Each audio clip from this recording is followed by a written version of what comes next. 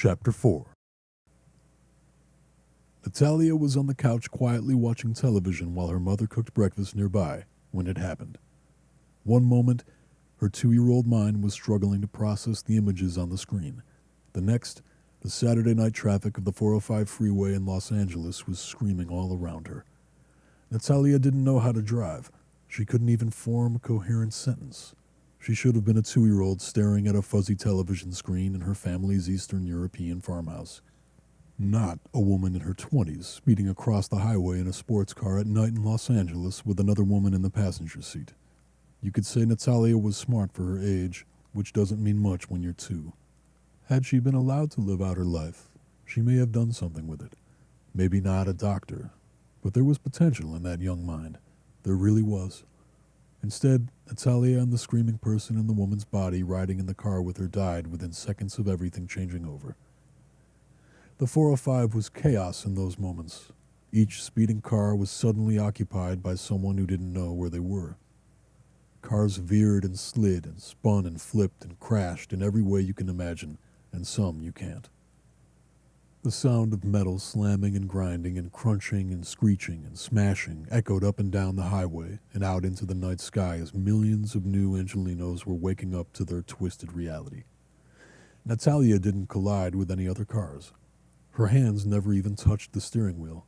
The chaos of the moment was far too much for her young mind to handle. All she could do was scream in terror as the car jerked left and drove straight into the barrier that divided the two flows of traffic. The sports car was no match for the barrier at 85 miles per hour. The person whose body Natalia had jumped into wasn't wearing a seatbelt. She was dead before her new body hit the pavement on the other side. It would get run over 3 times before an SUV flipped over and came to a stop atop it. No one would ever get around to cleaning up the carnage on the 405. Like all major cities, Los Angeles was lost forever in the wake of things changing over. From that moment until the end of time, beneath a flipped-over SUV on the 405 freeway near the Wilshire Boulevard exit in Los Angeles, California, would be the final resting place of poor, young Natalia. Chapter 5. It had been a long road, but he finally felt like he was doing what he was meant to do.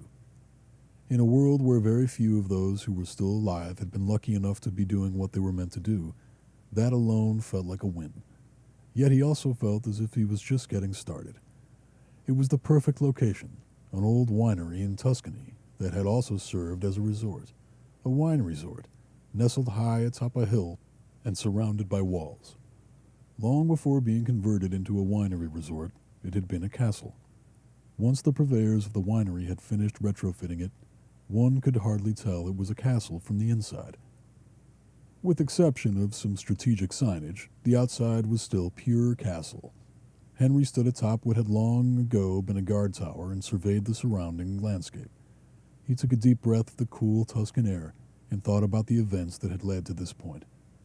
He had found the compound shortly after everything changed over and sent his 17-year-old mind from a diner in Texas to the fit, attractive, and familiar body of an A-list Hollywood movie star, Trent Steele, in Rome. Not everyone's switches were drastic from a physical standpoint. While many swapped genders, races, sizes, and either lost or gained decades in age, others jumped into bodies not all that different from their original model.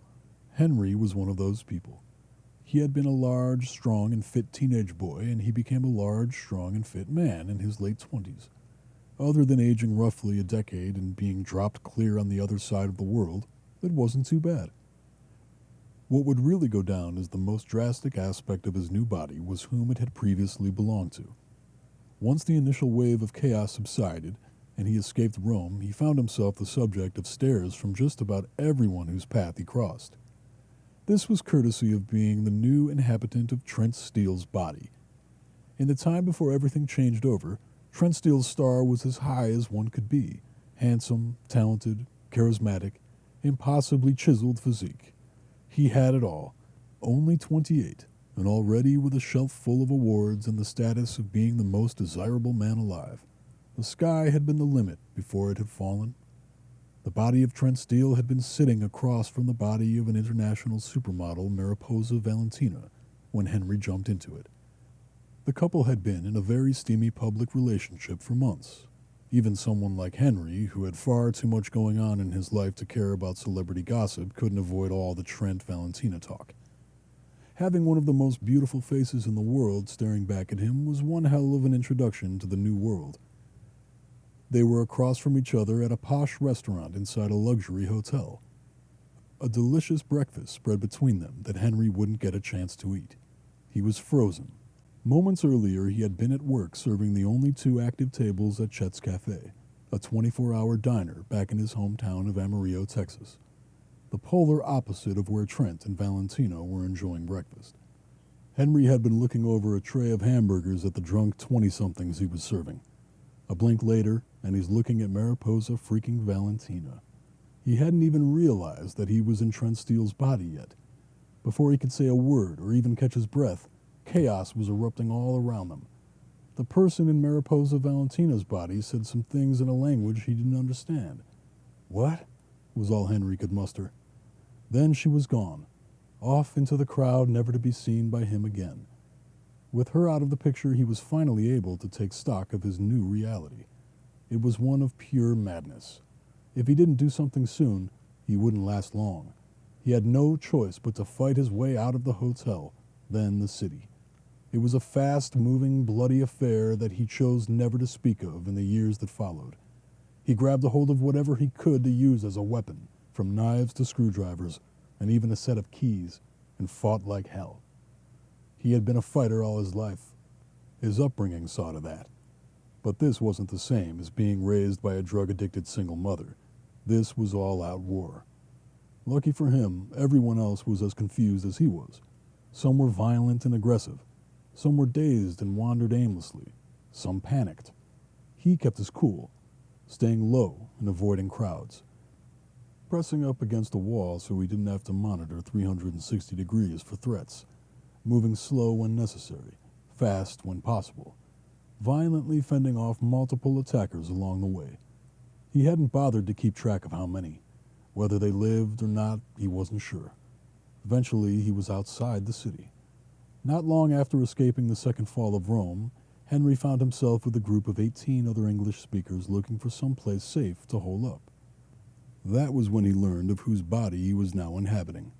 One of his new companions, someone who claimed to be a young woman named Jenny from Arizona that was now residing in the body of a man in his early to mid-20s, couldn't stop staring at him.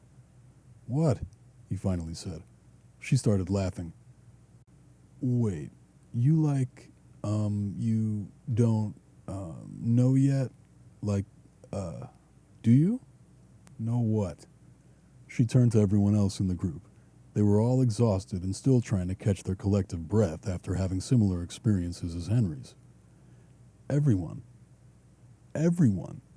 She pointed at Henry. "He doesn't know." "About what?" someone said. Jenny pointed at Henry's face. "You know, this. About who he is now." The reactions were mixed, from wide-eyed realization to laughter at Henry's ignorance that wasn't even his fault. All right, he finally said. "Who am I?" "Anyone have a mirror?" said Jenny. Someone pulled out a smartphone. "Might be able to unlock this phone with my new face." "No service. All down already. But we can, use the camera," said someone. "Great." They managed to unlock the phone, then handed it to Jenny. She took a picture of Henry's new face, then turned the phone around to show him. His reaction was one of shock that gave way to realization. "Oh." "What?" said Jenny. "Makes sense now. When I first, I was sitting across from Mariposa Valentina, or her body or whatever. It was all so shocking and, overwhelming. I didn't even stop to think who I might be now." "Wow, Mariposa Valentina. How'd she look?" He laughed. "Hard to think of a better sight to welcome me into this new reality. Congratulations. You're about to learn what it's like to be famous, I guess. Who the hell knows anymore?" A little more than 1 week later, he spotted the castle. It was as if it were calling to him from the horizon. perched atop a hill and gleaming in the sun. Even from a distance he could tell it would make a great place to live during the most uncertain time in history. It took some persuading. Most members of the group were correct in considering it a perfect place for an ambush, therefore likely not worth the risk. Henry argued that it was worth the risk, that they could travel forever and never find a potential home as perfect as this. And considering how dangerous the world had become, the longer they were out in the open, the less safe they were. Eventually, the group agreed that it was worth the risk. By then, their numbers were down from 19 to 13. The journey had been long, hard, and full of death. From a distance, the weary group saw the castle both as a potential new beginning or tragic end. 1 week earlier, they would have only seen it as a potential sanctuary. After all they had been through, it was impossible not to see everything as a potential ambush. In those first days and eventually months after the world was torn up and improperly taped back together, groups had formed, and many were not looking to make new friends. At the end of the road leading to the castle sat a small restaurant. Henry and his group approached it carefully. The doors were still closed and bolted. After some work with a crowbar they had obtained via scavenging some days earlier, they gained access only to find it empty. Not a living soul or dead body in sight. Henry considered the time at which everything changed over. It had been early Sunday morning in what used to be Europe. The restaurant had surely been closed. As a result, it had remained untouched until he and his group crowbarred their way in. Henry considered this a fortuitous sign that the castle winery at the top of the hill could potentially be safe as well. While searching the restaurant, they found plenty of unopened bottles of the winery's wine. Everyone but Henry decided to enjoy a bottle or two before making the trek up the hill to the castle. Despite the growing confidence that it would be safe, they still had no idea what awaited. So, may as well have a sip and some quiet before finding out. The wine was red, and according to everyone else, it was good. One of the members of the group, Charles, had been something of a wine aficionado in his old life and was in heaven while enjoying each sip from his first glass in what felt like an eternity. He tried explaining the flavor palette and complexities of the Brunello di Montalcino to the group. They were more interested in enjoying the wine than discussing it. Henry was the only person who abstained. He had never had a drink in his old life and had no plans on doing so in his new one. Instead of wine, he found a supply of bottled water and hydrated himself while everyone else imbibed. Conversation soon shifted to speculation regarding what they might find up at the castle. It was prime real estate in this new age, worth risking their lives for, and worth fighting for. There was no telling who may have already set up camp there. I imagine the people who woke up there hunkered down and stayed. Let's hope they're friendly and speak English. For a while they sipped in silence. Henry took the quiet time as an opportunity to reflect on all he had experienced since the world went to hell. Sights, sounds, and moments he would see in his nightmares for as long as he lived. The kinds of things you don't speak about, only think about, and not by choice. Eventually, his compatriots finished 2 bottles and decided they should get moving before the wine really set in. The climb up the hill was more arduous than expected, even for sober Henry. The road was gravel, and it just seemed to keep going. Even though it was late in the year and not particularly hot, the steps piled up. Wine or water, an uphill climb is an uphill climb. They remained on guard throughout the walk in case of an ambush or even snipers. Anything was possible, yet nothing happened. When they reached the entrance to the old castle, they found the gate wide open. Henry wasn't ready to breathe a sigh of relief just yet, but something told him that the open gate was a good sign and that positive things awaited on the other side. The castle-turned-wine resort was deserted. A handful of dead bodies littered the grounds, but like the restaurant, not a living soul was anywhere to be found. There was no smoke. The bodies were cold. Everything was quiet and still. The place had been abandoned for days, likely since within the first few days of everything changing over. Something bad happened here. Liz had been a 68-year-old widow in Georgia who spent her days working retail when things went off the rails. Now she was in the body of a fit woman in her 20s. She couldn't have been happier about it, even with all the death and suffering surrounding her. A real jackpot winner as far as New World situations were concerned. The group would never learn what happened at the castle. The resort had clearly been busy when things changed over, bustling with early morning activity. But for some reason, everyone who woke up there either died there or left and never came back. They didn't even bother to take anything from the kitchen, wine cellars, or hotel rooms. They left it all for the taking. It made no sense to Henry. He couldn't fathom why anyone would want to leave such a prime location. While discussing it with the group, the consensus was with the confusion of the people there mixed with being so isolated. They likely wanted to see if this was happening everywhere, so they left and never came back. That was the working theory, at least. No one would ever know for certain. Henry knew that he and his group had a lot of work ahead of them. He also knew that this was a home worth fighting for. It would be inaccurate to say that Henry came from a broken home. The term broken home implies that a home had at one point been put together. Instead, Henry's childhood could best be described as doomed before it even began. His mother was a 15-year-old sophomore in high school when she found out she was pregnant. Henry's father was an 18-year-old senior who wanted nothing to do with him or his mother. From the moment he learned of the pregnancy, Henry's father had pushed hard for an abortion. His mother's deeply religious family would hear nothing of it. Instead, they put her on lockdown until after giving birth. Once recovered, she was shipped off to an all-girls boarding school, and Henry's infancy was spent with his grandparents. It wasn't until his mother graduated high school that she returned home and claimed him. It turned out that while away at boarding school, she had decided that she did not agree with her family's beliefs and would die before raising her son in that environment. She didn't take Henry far, from Dallas, Texas to Amarillo, where they would live until things changed over. They would also be completely on their own after she severed all ties with her family. By this point, Henry's father was long out of the picture. He had been since his push for an abortion was denied, never paid a cent of child support. Henry's mother didn't mind. Even if she could have used the money, she preferred him out of their lives. Childhood was not easy for Henry, not for a single day. His mother tried her best. Armed with a high school education and limited skills, she could only get roles in reception or retail. Even as a young child, Henry had to learn to fend for himself. It only got worse when his mother developed a drug habit around the time when he was 7 years old. It wasn't something that happened overnight. First, she just used to take the edge off, then to stay awake for double shifts. Eventually, because she couldn't live without it. Her drug of choice was whatever you got. Nothing was off the table. By the time Henry was 13, he could take care of himself better than most adults.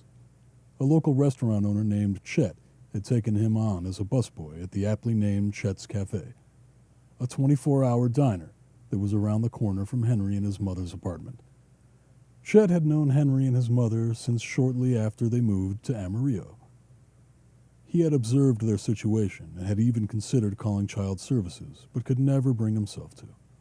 Even though the situation was beyond unfortunate, he knew that Henry's mother cared deeply for her boy. So, he did what he could to look out for them. He had been giving Henry's mother shifts as a server at the cafe for years. She was always quitting or flaking, then coming back days, weeks, or even months later begging for her job back. He always gave it to her. So, once Henry was old enough, Chet put him to work. He bussed tables for 2 years. Then he added hosting to the mix. At age 16, he began serving. By 17, he had a savings account that his mother didn't know about. He had straight A's.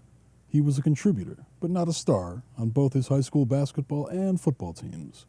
He had been elected student council president. He had a semi-serious girlfriend, and most important to him, he had been accepted to a good college in Washington State, about as far away from Amarillo as he could get within the continental United States. The journey hadn't been easy for Henry, but he could see the destination on the horizon and was looking forward to reaching it. He just had to finish senior year. Then he could leave it all behind, even his mother. By that point, he considered her a lost cause. He cared about her and appreciated her attempt at raising him. But there was only so much slack he could give. Once he got through senior year, he would spend the summer working his tail off at Chet's to stock up. Then he would take everything he needed to Washington and never look back. Instead, he found himself on the other side of the world, in one of the most famous and recognizable bodies in the world, trying to lead a ragtag group of scared and confused survivors to sanctuary. On the bright side, He was light years from Amarillo. It took just over 1 week to fully explore, clear, and inventory the property. From a distance, the old castle hadn't looked that big. In reality, it was a massive, sprawling piece of medieval architecture that could comfortably house hundreds. First, they disposed of the dead bodies by driving them a few miles away, using one of the pickup trucks parked in the resort's small parking lot to do so.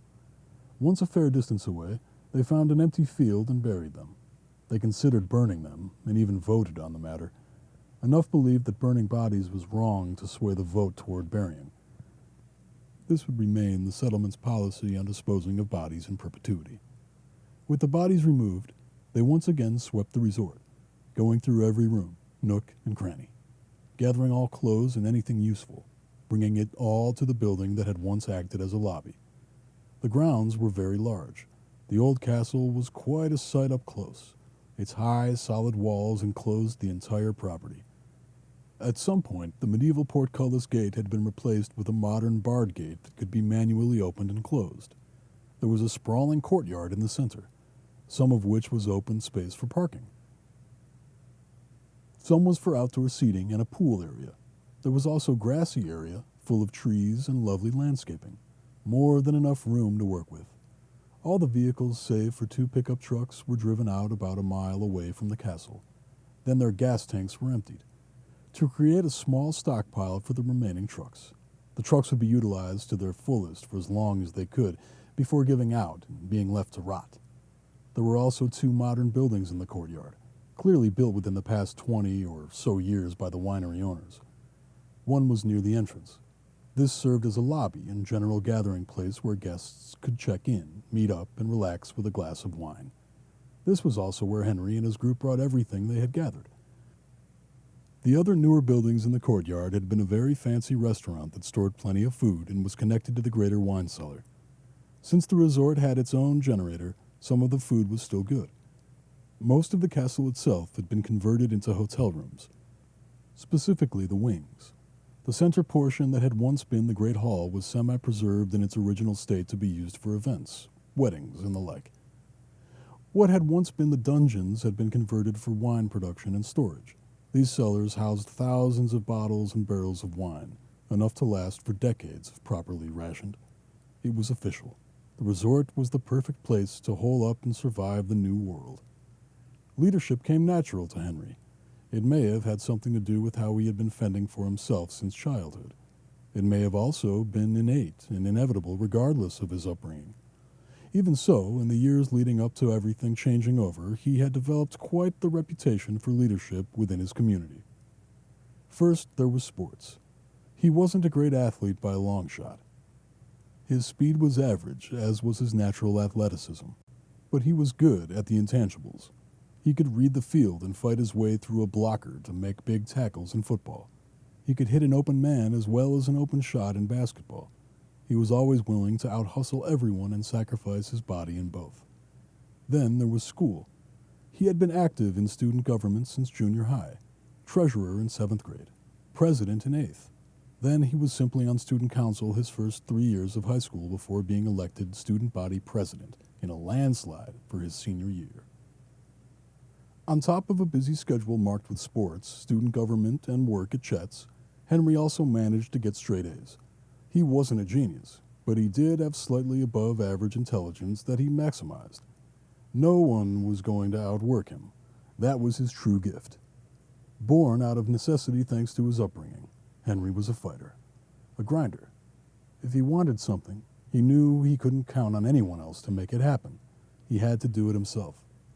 What he wanted most in the world was a new life and a bright future far from Amarillo, a fresh start, a clean slate, and he was willing to put in the work to get it.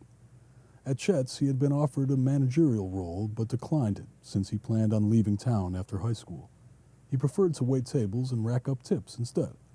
Everyone who knew Henry respected him. They were all aware of his background. He was an inspiration, and his community had his back. When the new world came calling, many people folded like it was a bad poker hand. Not Henry.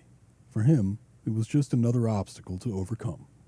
The world may have fallen down, but he rose up. Once the grounds had been cleared, The group met in the Great Hall to make decisions on how they would proceed in turning the former Castle Winery Resort into a secure home. For the first time since becoming a group, all 13 members opened up about themselves. Till that point, they had only shared the bare necessities with each other. Their partnership had been about survival and nothing more. They would figure out the rest later, if later ever came. Later had come. Now they were elevating their collective relationship. They were no longer a group of travelers hoping to survive the day. They were now settlers. They were going to build a home together, form a new society. For it to work, they needed to be on the same page. The first thing they did was choose a leader. It was an easy choice. Unanimously, they put Henry in charge. Since the group had formed, he had been both a voice of reason and of leadership, as was his nature. Humbly, he accepted. Next, they sat around the great hall and poured glasses of wine along with their life stories, revealing their true selves, where they were from, what they had been doing with their lives before everything got shook up, the details of their skills and experiences. After everyone had spoken their piece, they discussed the next steps in turning their lucky find into both a home and haven. First, they had to fortify. They had already closed and barricaded the gate that served as the only way in and out. Next, they would establish a 24-hour watch rotation. Since the castle had four guard towers, one for each corner, there would be two people always keeping watch, one watching north and west, the other watching south and east, each equipped with a walkie-talkie so they could contact Henry and each other as necessary. The walkie-talkies had been scavenged from an electronics store during their travels. They had taken the store's entire supply of walkie-talkies and batteries. As a result, they had one walkie for each member of the group with extra to spare and enough batteries to last as long as batteries last. There were 5 rifles. Like the walkie-talkies, the rifles had been acquired on their journey along with several handguns. One rifle would be placed in each of the 4 guard towers, while the extra would go in the weapons hold with all extra firearms. For the time being, the portion of the dungeons that had formerly been offices was now being used as the weapons hold. Ammunition for the rifles was at a premium. They had just over 200 rounds. It may seem like a lot, but it would go fast if the wrong type of people started to come. It was decided that once the place was up and running, they would send a scout crew out to scavenge for bullets and other useful materials. The 4 guards were volunteers, people who had proven themselves as good, accurate shots. Next came food. There were 2 volunteers who assured the group of their culinary abilities. They were put in charge of preparing food and keeping everyone nourished. The generator had made it possible for a large portion of the resort's food stores to still be good. But it wouldn't last. The group was determined to make the most of what they had and enjoy it while they could. In the meantime, they would be working on new food gathering methods, including hunting animals as well as capturing animals to be kept as livestock. They were also going to look into farming both within the walls and on the outside where the winery's grape fields had been. 4 volunteers became the scouting party. Their job was to split into 2 groups. Each was to take one of the 2 pickup trucks, then head in different directions to see what they could find. Aside from useful materials, the scouts were also tasked with finding and recruiting more survivors to join the settlement. It was a large castle, and the resort had plenty of open rooms. Although feeding everyone after the food stores ran out might prove difficult, there is strength in numbers, especially in their new reality. Not only was it one of the most important tasks, but it was also the most difficult and dangerous.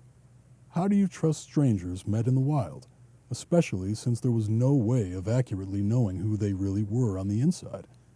They were to use a vetting process that included thorough interviews and a waiting period before letting any newcomers onto the grounds. This left Henry and 2 others, including Charles, the wine connoisseur. Despite never having worked on a farm, one of Henry's best childhood friends back in Amarillo had lived on one. Over the course of their many years of friendship, Henry was exposed to and learned the ins and outs of farming secondhand. He was no expert, but he knew enough to get the ball rolling. So aside from being the settlement's leader, he was also tasked with getting the grounds ready for farming. This included a large portion of the interior grounds as well as the olive fields surrounding the facilities. No one in the group had been keeping track of the days. As a result, they couldn't be completely certain of the date. But consensus was that they were in November. With winter on the way, they couldn't dream of beginning to farm just yet. Once spring came around, they hoped to prepare the fields and begin growing crops. Another thing added to the list for scouts to find were seeds. The winery's farming capabilities had been limited to grapes, obviously not ideal in the New World. They already had more than enough wine. What they needed was a consistent food supply.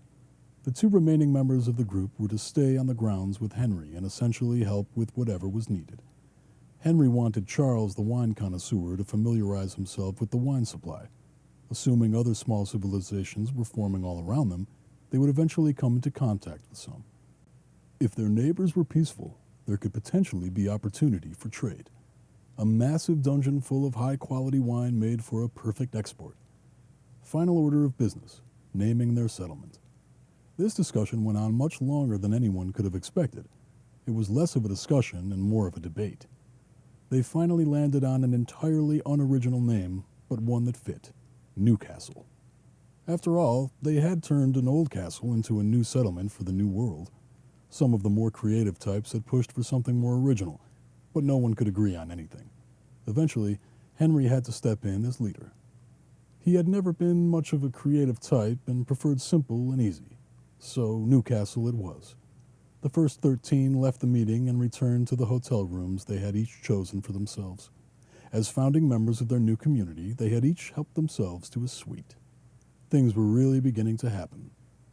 When Henry was 14, he set out to find his father. His mother had gone into one of her dark periods. Those were always the hardest for him. She lived in a perpetual cycle of addiction. She would be in what Henry called a dark period for an indeterminate amount of time. Could be weeks or months.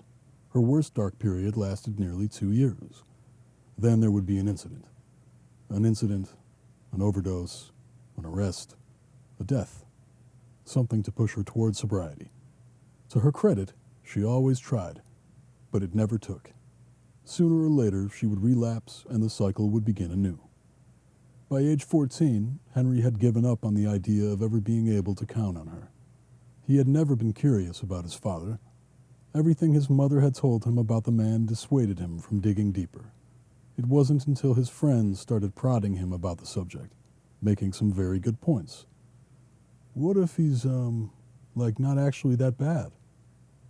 Yeah, what if he's, just the problem? Keeping you from something good, you know?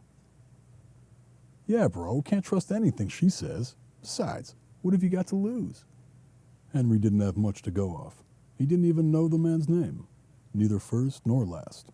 Plus, both of his maternal grandparents were dead. All he had was his own birth certificate, which did not list a father. His friends, Troy, had a rich aunt and uncle in Dallas. We can stay with them as long as we want, won't even know we're there. That summer, the summer between 8th and 9th grade, he requested some time off from the cafe. Chet granted it without issue. If Henry said he needed time to take care of some things, Chet trusted that he meant it. With $500 cash from cafe tips and a backpack full of clothes, Henry and Troy packed bags and hopped a train to Dallas. Troy hadn't been lying about his aunt and uncle. They were serious Dallas rich. Their house was bigger than the apartment building Henry and his mother lived in. They were more than accommodating. Henry and Troy each had their own private guest room. I could get used to this, said Henry to his reflection in the mirror while getting situated in his room. Just as Troy had predicted, his aunt and uncle weren't going to be around. The day after Henry and Troy arrived, the aunt and uncle jetted off to Europe for a few weeks, leaving them at the house with the staff and Troy's cousin Kevin, who would end up being the real MVP of the summer. Kevin was 16 and eager to show the pair a good time. Since Henry and Troy had arrived on a Friday and would be unable to begin their search until Monday, they were Kevin's for the weekend, and he had plans for them. On Saturday, he took them to a friend's mansion that was even bigger than his. There was an all-day pool party, and neither Henry nor Troy could believe the girls that were there. Although Henry found their collective smartphone social media addiction to be revolting. Henry had a phone because it was necessary in modern society, but he wasn't on any social media, and he did his best to only use the phone when necessary. That first weekend continued to be exciting and full of action thanks to Kevin and his friends. When Monday came around, it was time for Kevin to really pull his weight. he drove Henry and Troy to the hospital, where Henry had been born. Why didn't you just, call or go online or whatever? Asked Kevin as he dropped them off. Because he's probably still here in Dallas. I need to be here either way. Might as well just be here. Plus, don't want to deal with them automated phone machines. The process wasn't much more efficient in person than it would have been online or over the phone. Henry was given the runaround for a few days before finally being told a firm no. The hospital did not have any information on his father. Even though he had expected this roadblock, he was still frustrated at the time wasted on it. Either way, he had brought $500 in cash for a reason. Next stop, a private investigator. After hearing Henry's story, the private investigator was happy to take the $500 cash and get to work. "Give me 1 week," he said with a smile. Henry and Troy spent the week bumming around Dallas with Kevin, mostly being dragged to parties that Henry wasn't interested in. He had never been into drinking or partying due to his mother. He was also not into sleeping around for the same reason. Anything that reminded him of his upbringing or could get in the way of his future was off limits. Finally, a week had gone by. Henry and Troy met the private investigator at his office where they received unfortunate news. "I found him, and he's dead." "Wow, blunt." "Yeah, never an easy way to say it, you know." "How do you know it was, him?" "Friend of mine, actually." "Another PI?" "Yeah. It turns out your father hired him about 13 years back to track your mother down. And you. Track you, both down." "No shit." "No shit. Found you, too. Passed all the info on to your dad." "What happened then?" The private investigator shrugged. "Don't know. He paid my friend, and they went their separate ways. 2 years later, your father was dead." "Jesus. How'd he die?" The private investigator slid a news clipping across the desk.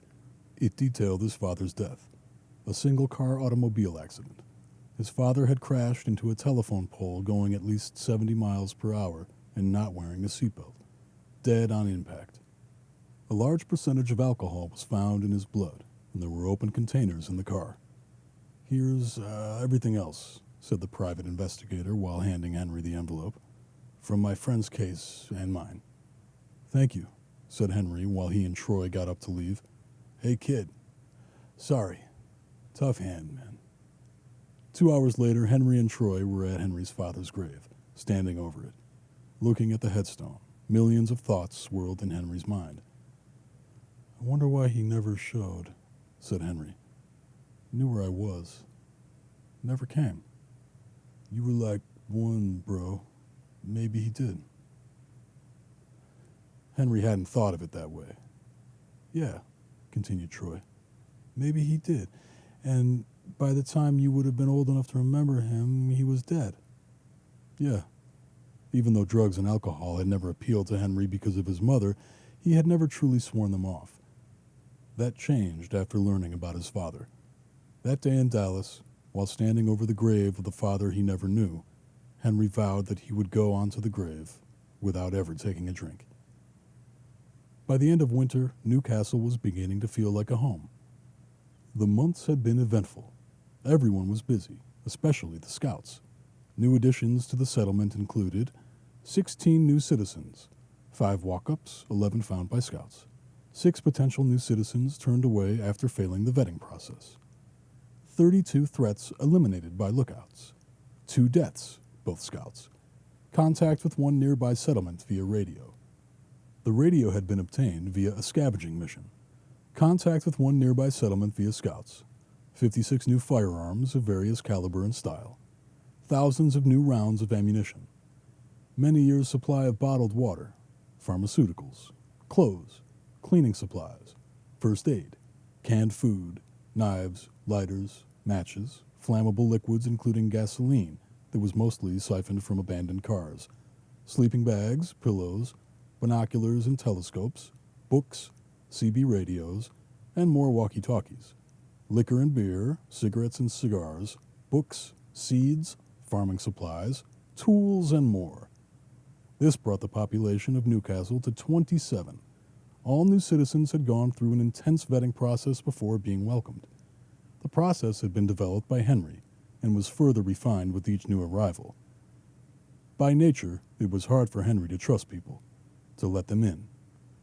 His ability to spot lies and liars had been honed throughout his original life and was coming in handy in the new one. People also seemed to let their guard down when talking to the body of Trent Steele, even though they knew it wasn't him, just his body's new inhabitant. They couldn't help but think it was him. Something about seeing that familiar, handsome face seemed to bring comfort to the people who had been through hell. All new residents were English speakers. This was one of the rules agreed upon by the original 13. English didn't have to be someone's first language. In fact, those who spoke multiple languages were in high demand, but English was required to gain residency in Newcastle. Of the first 13, only Henry had been bilingual, having learned Spanish while growing up. Everyone had a job. There was now a fully armed lookout in each of the 4 guard towers at all hours of the day, each equipped with a telescope, binoculars, and a high-powered and scoped rifle with plenty of ammunition. Their orders were to shoot anyone who looked threatening on sight. No warning shots. Henry's permission was not needed. The decisions were to be based upon the lookout's discretion. They all saw the potential in Newcastle and were not looking to risk an attack or letting in the wrong person. There was also an armed presence at the gate ready to receive any visitors whom the lookouts did not deem a threat from a distance.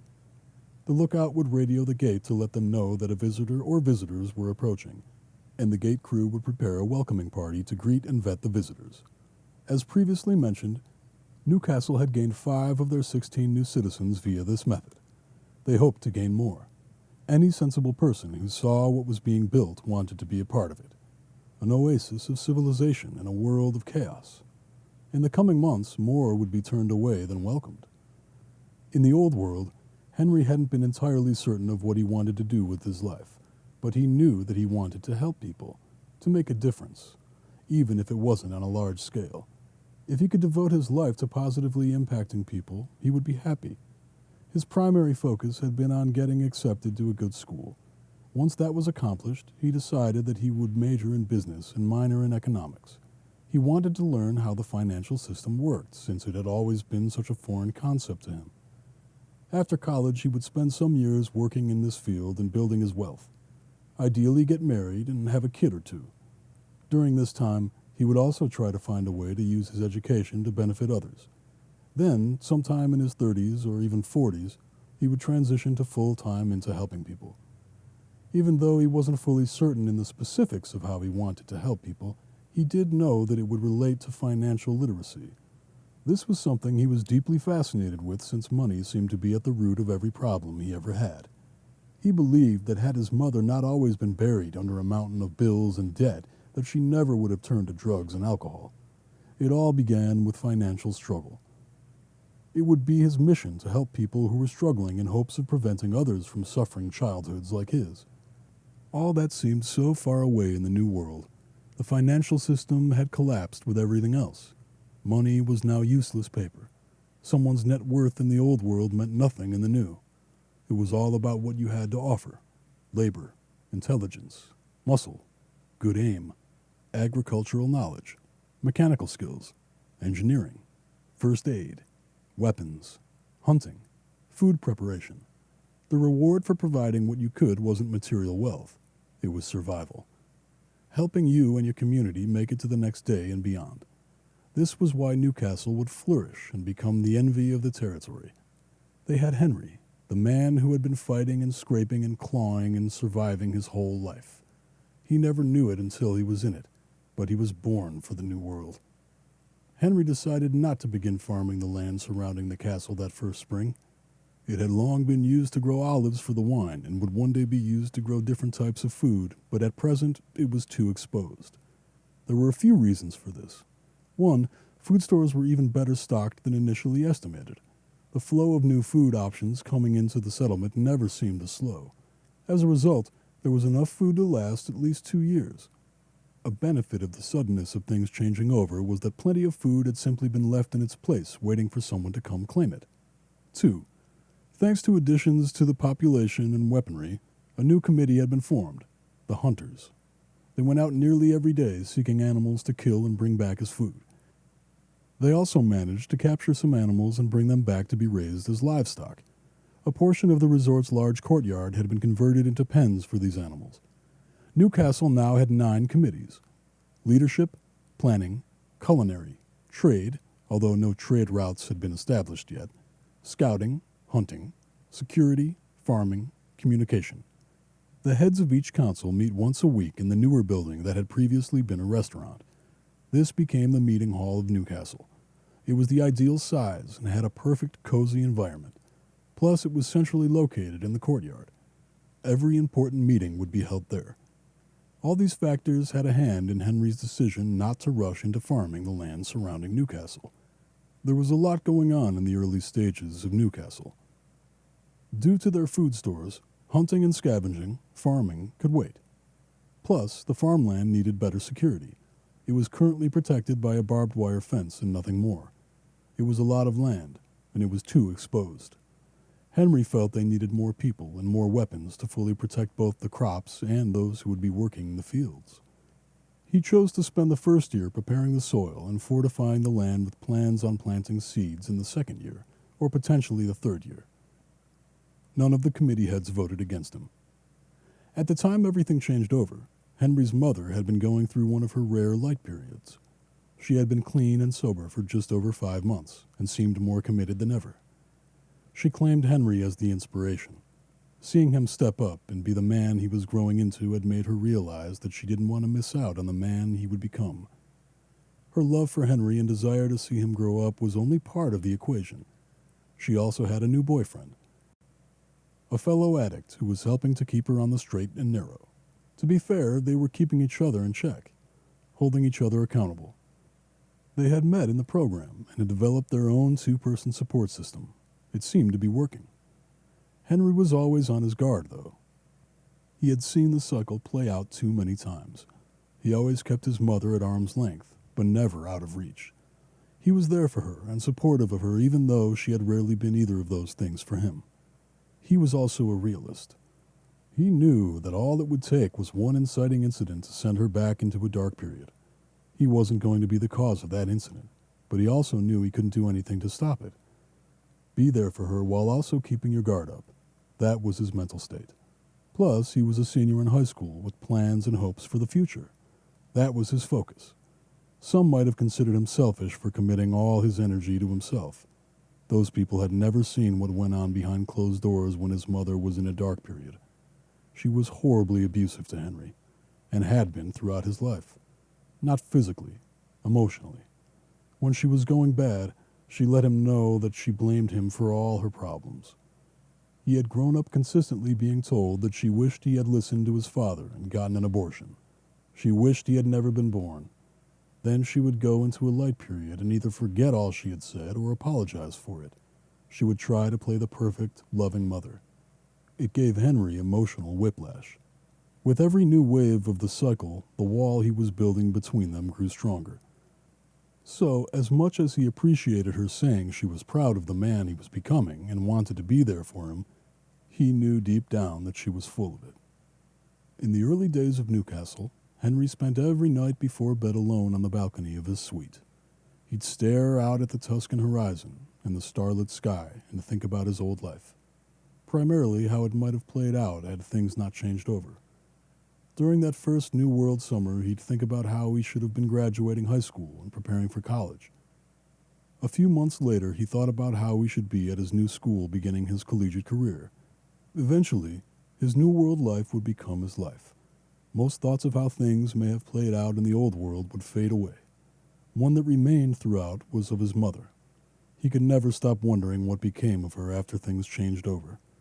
He liked to think and hope that she found herself in a good body, in a favorable situation. At the same time, he knew that his mother never could seem to catch a break. Why would things change the New World? As much as he wanted to think that she was out there, still alive and thriving, deep down he knew that she had died early on. Even for all the hell she put him through during his childhood, Henry did believe that deep down his mother had not been a bad person, just someone who could never get her life on track and didn't know how to cope, didn't know how to change, blamed everyone else for her problems, especially him. As he continued his ascent into a position of power in the New World, Henry never forgot about what he wanted most in the Old World: to help people. He not only wanted to bring good people into Newcastle, he wanted to build a community where everyone worked together and helped each other, selflessly, so that no one within his orbit would ever have to suffer through the kind of hopeless life his mother had found herself in. He may have been the one whom everyone agreed to put in charge, but he was not a ruler, only a leader. He would never take more than he needed. He would never prioritize himself over his community. He would never have everything, while the people on the ground doing the hard work had nothing. Newcastle, under his leadership and guidance, was going to be more than a settlement. It was going to set an example. People from all over the world would look to Newcastle as a beacon of hope in a hopeless world. That was Henry's dream now. For the longest time, no one knew the actual date. The best they could do was guess. Keeping track of the days isn't exactly a priority when you find yourself trying to survive a chaotic new world in a body that isn't yours. It wasn't until Newcastle began to feel like home to its earliest inhabitants when people started to wonder what day it was. Eventually, a new arrival was approved and granted citizenship. It turned out that she had been keeping track since the first day. She kept a calendar with her while traveling and marked each day as it passed. Thanks to her, Newcastle now knew which day it was. As a result, when the calendar changed over to January 1, they decided that it would be the first year, or year 1. There wasn't an official term, but most either said first, second, third, etc., year or year 1, 2, 3, etc. Eventually, everyone in the territory would go by Newcastle's calendar. It was also decided that the year when everything changed over was considered year 0. It made sense to start over from 0. The old timeline was now irrelevant, a relic of the old world. The first year would prove to be quite eventful. Newcastle would lose 6 more people while gaining 58, bringing the population at year's end to 79. With each new arrival, Henry became more accustomed to people recognizing the body he was living in. He would never fully get used to people seeing him as Trent Steele, but he would feel less awkward about it, especially the further away the world got from the old version of itself. His familiar face also continued to help new people feel comfortable. Even though they knew he wasn't Trent Steele, they still took solace in having that beautiful movie star face leading them into the future. Of the 58 new arrivals to Newcastle in the first year, there was one who was by far the most interesting. This person had arrived in the spring as part of a large caravan made of multiple vehicles. 22 people who had traveled south from what was once the United Kingdom in search of a warmer climate. Their vetting process had been long and difficult, and Henry was there for every step of it. He saw the way those people looked when they wandered into Newcastle territory, saw how hopeless yet determined they were. He just knew deep inside that they would make good additions. Eventually, the entire group was welcomed. Among this group was a person with the mind of a man now living in a woman's body, and he was very pregnant. It had been nearly 8 months since everything changed over. The man living in the pregnant woman's body had told everyone that he assumed conception happened shortly before things changed over. In private, he told Henry the truth. In the early days, someone had forced himself upon him, and this child was the result. Henry considered the man's petite frame and missing teeth as evidence to support the claim.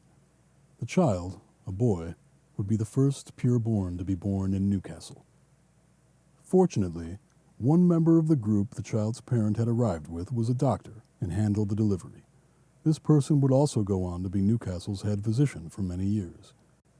Despite the traumatic experience that led to the pure-born's birth, the parent was dedicated to keeping the child safe. He was extremely protective. After all, the little boy was likely the first new person conceived and born into the new world. An actual pure-born whose mind and body matched. He had to be protected. This was why the parent had risked everything joining the traveling group and venturing south. No one among them was happier to find Newcastle than him. He reminded Henry of this every day, and Henry was happy to help provide safety and a future for both the parent and the pureborn. Henry had seen to it that the parent was the only citizen in Newcastle who wasn't given a job outside of caring for his child. As the years passed and the child grew up, the parent would make attempts at being more of a help to the settlement, but he never felt safe out in the open, and eventually became a recluse. He told all this to Henry in private. In fact, Henry was the only person whom the parent felt comfortable around. For years, the parent spent his days and nights locked away in his private suite, taking all his meals there and not allowing visitors aside from Henry and the pureborn. By the time the pureborn was 10, he was no longer living in the parent's suite. The parent had trusted Henry with the boy's education and training, a responsibility Henry considered vital. As time passed, Newcastle grew into an absolute force. Over the course of the next 5 years, the population within the castle walls would rise to over 200. It would eventually be capped at 300. Henry and the rest of leadership decided that 300 was the most they could handle without overcrowding. But new arrivals were not turned away. Instead, they were provided with resources and assistance in building satellite settlements that would be part of the Greater Newcastle Territory, GNT. All residential areas within striking distance of Newcastle had long since been cleared and secured by their scouts and army. As a result, they were prime locations for settlements. It was all part of a plan Henry had begun crafting since year 3. He saw the way the settlement was growing and knew that they would eventually no longer be able to accept new citizens behind the walls. He didn't want space limitations to prevent him from continuing his mission of helping people and building a community. So the Newcastle Expansion Project was born. Existing but empty nearby locations, such as towns, villages, and other wineries, were scouted. Specific locations were chosen for their proximity to Newcastle and strategic placement within the greater region. The idea was to have satellite settlements within range in all directions. This would not only expand Newcastle's borders, but it would strengthen their defenses and deepen their ability to produce more resources. More land and stronger borders meant that a larger portion of said land could be used for farming and raising livestock. At the rate Newcastle was growing, it was predicted that by year 10, the Greater Newcastle Territory would produce enough resources to fulfill the needs of its population 10 times over. Their numbers would also be great enough and borders strong enough to repel any attempt at invasion. The greatest concern as far as potential threats to Newcastle's safety was the city that in the Old World had been known as Florence. It was approximately 50 miles east of Newcastle, not horribly close, but too close for comfort. In year 7, the Newcastle army was 500 strong and considered large enough and powerful enough to attempt a clearing. Henry commissioned 250 soldiers to sweep and clear what used to be Florence. It ended up not being as difficult as they feared. The city had been destroyed thanks to multiple planes crashing within its limits during the early hours, something common in major cities. But Florence had been hit exceptionally hard. As a result, the city had largely been abandoned. By year 7, it was mostly rubble and dead bodies. There were small pockets of resistance holed up. All were neutralized without much of a fight. All told, the city was cleared in 4 days with only 6 Newcastle casualties. Newcastle scavenger crews salvaged what they could. However, there wasn't much to scavenge, as jet fuel fires had turned just about everything to ash. The city itself was deemed not worth saving. No one wanted to lord over a pile of ash and rubble. Many had hoped to salvage old art and statues to bring into Newcastle for preservation, but nothing had survived. From then on, scout crews would monitor what used to be Florence, but for all intents and purposes, it was a dead city. By year 15, there were 25 satellite settlements surrounding Newcastle, 5 inner, 10 outer, and 15 border, each with its own purpose. The border settlements were strategic and defensive. They protected the borders of the Greater Newcastle Territory. They didn't even have interesting names. Instead, they went by GNT, Border, 1, 2, 3, etc. These settlements were heavily fortified and armed. They also housed scavenging crews who went beyond the borders to recover useful items and resources as well as recruit new citizens. Most outer and inner settlements produced some sort of resource. Some farmed. Some raised and managed livestock. Unlike the border settlements, the inner settlements had individualized names such as Greentown and Crandall. Newcastle itself was the epicenter of the territory, the capital. In fact, over time most people simply referred to it as the capital or the Newcastle capital, since Newcastle grew to represent the totality of the territory. The capital was where Henry and all committee leaders lived. It was where the territory's smartest and most important citizens lived.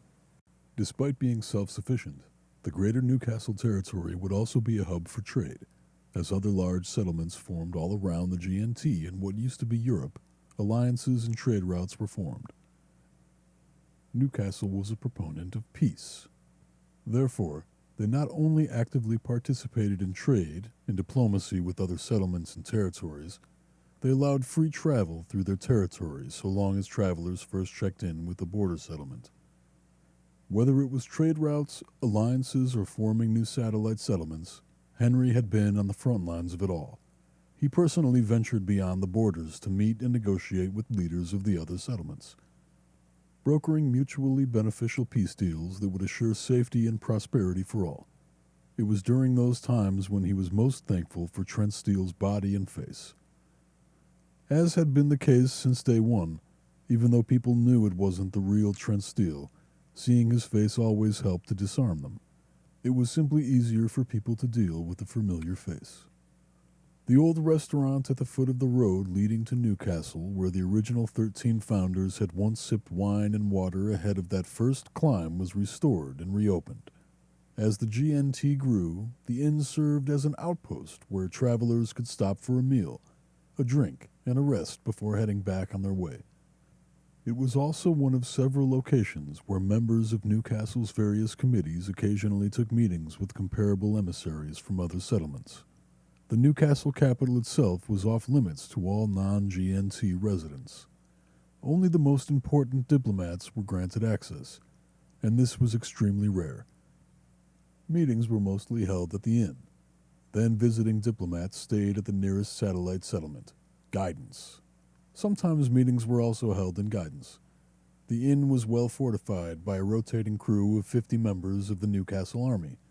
Plus, it was deep within the territory's borders. One would have to be foolish to consider attempting to rob or attack it. As a result of its location and welcoming environment, the Newcastle Inn became known throughout old Europe as a place where one could enjoy a good meal and a great glass of wine from the winery's reserves while trading stories. They still had enough wine to last multiple decades, especially after scavenging more from nearby wineries. The farmland surrounding Newcastle was properly fortified and farmed in the early years. For a time, the pureborn and his parent worked it every day during farming season. This was during the brief period when the parent attempted to contribute to Newcastle. For a portion of one season, he worked the fields with the pureborn at his side. But after multiple uncomfortable encounters with traveling parties, the parent retreated to his suite and did not leave for many years other than to work out. By year 10, the immediate farmland was no longer farmed.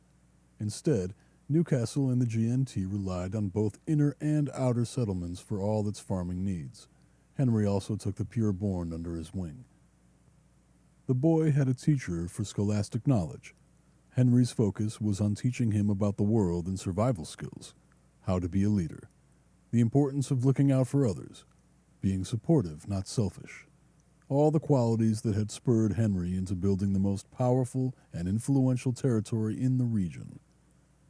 The pureborn scholastic teacher was a woman who had come to Newcastle as part of the same caravan as the parent. The teacher had befriended the parent during the journey and was the person whom the parent trusted most with his child's education. The teacher also had neither the desire nor ability to ever leave the settlement. She never spoke of what happened to her in the early days after things changed over, but she didn't have to. Her amputated right foot and the story of how she came to be with the caravan was enough. By year 6, there were 14 pure-born children in Newcastle. They technically pushed the population within the primary Newcastle walls to 306, but no one minded. Regardless, the original pure-born boy was the oldest and the one regarded as something special.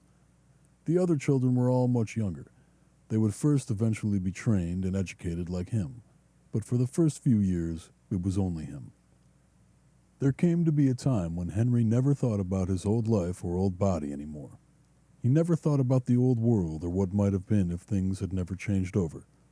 Had he been able to continue his life as a teenager and leave Texas to pursue his bright future? He still thought about his mother from time to time, but that was it. There was no reason to dwell on what might have been. He had accomplished more in his new life than he could have ever hoped for in the old one. For nearly 4 decades, he would lead the settlement of Newcastle and the greater Newcastle territory. He led them through times of prosperity and times of struggle, through war and through peace. He brokered alliances with other settlements while crushing those who posed a threat. He eventually married and had 3 children. Henry and his wife would enjoy nearly 50 years together before death parted them. He would even meet the real Trent Steele, but that's a story for another time. When the no longer young body Trent Steele began to decline, Henry stepped down and left the leadership role to the people. His only stipulation was that none of his children be chosen to rule. There had been too much of that in the old world. It should be a new voice, one unburdened by the legacy of their father. He had said in an official statement, the citizens would elect a gifted and beloved pureborn from right there in Newcastle.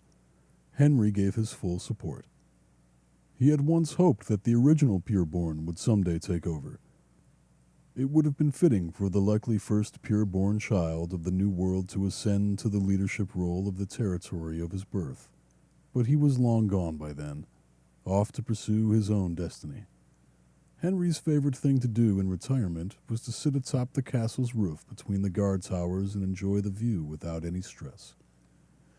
In his younger years, he had spent many hours surveying the landscape from one of those very guard towers, watching for threats in the distance as well as dreaming up new ideas for future of the settlement. All that was behind him now. He had done his part, laid years of groundwork. There was nothing left to do but sit back and admire the view while reflecting on a life well lived and a job well done.